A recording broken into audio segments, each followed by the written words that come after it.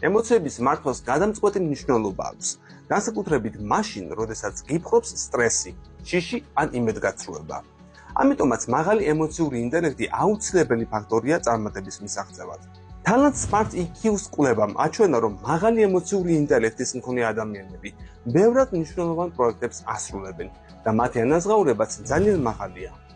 ასევე მათ უკეთესი პროფესიული და პირადი ურთიერთობები აქვთ.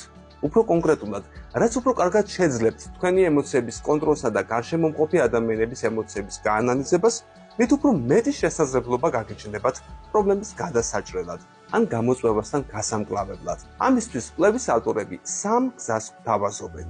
შეცვალეთ მიდგომა. ფიქსირებული აზროვნების მქონე ადამიანებს სჯერათ, რომ ინტელექტი უნარები და ნიჭი მოცემულობაა, რომელიც დაბადებისთანავე გვერგო და უბრალოდ გვაქვს.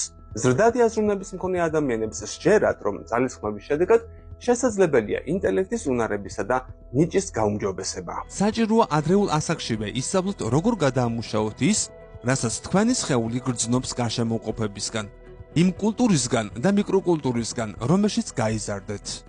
შეძელით ემოციების გამომწვევი მიზეზების იდენტიფიკაცია. აუცილებლად უნდა აღმოაჩინო კონკრეტულად რა გაწუხებს. როდესაც სტრესი გრძნობ, შესაძლოა ეს იყოს პრობლემა სამსახურში, ან არასასიამოვნო საუბარი ოჯახის წევრთან, ან შემოსავლების მუდმივი ნაკლებობა და ასე შემდეგ. ნეირომეცნიერები გვთავაზობენ, რომ ჩვენი ემოციები დავმარცვლოთ და სტრესის გამომწვევი მიზეზების იდენტიფიკაცია მოვახდინოთ. ისინი, ვინც სტრესის გამომწვევი მიზეზის იდენტიფიკაციას ახდენდნენ, უფრო მეტად პოზიტიურ მნიშვნელობას პოულობდნენ ნეგატიურ გამოცდილებაში და უკეთესადაც აკონტროლებდნენ ემოციებს. გაანალიზეთ ემოციები. კვლევებმა აჩვენა, რომ ჯენზის გაცილებით ნაკლებად შეუძლია სტრესი მართოს და გაუმკლავდეს მას. შიშის, მოწიწების და ყოყმანის გრძნობა ხელს უშლით თავიანთი სრული პოტენციალის გამოსავლენად. ბევრი ადამიანი ზეწოლას მისთვის სასიკეთოდ იყენებს. ზოგისთვის კი ეს ზედმეტად დიდი პასუხისმგებლობაა, რაც საბოლოოდ უარყოფით შედეგებს იწვევს ხოლმე. მაგრამ წარმატებას ვერ მიაღწევ თუ უფრო მეტის გაკეთებას არ ცდილობ.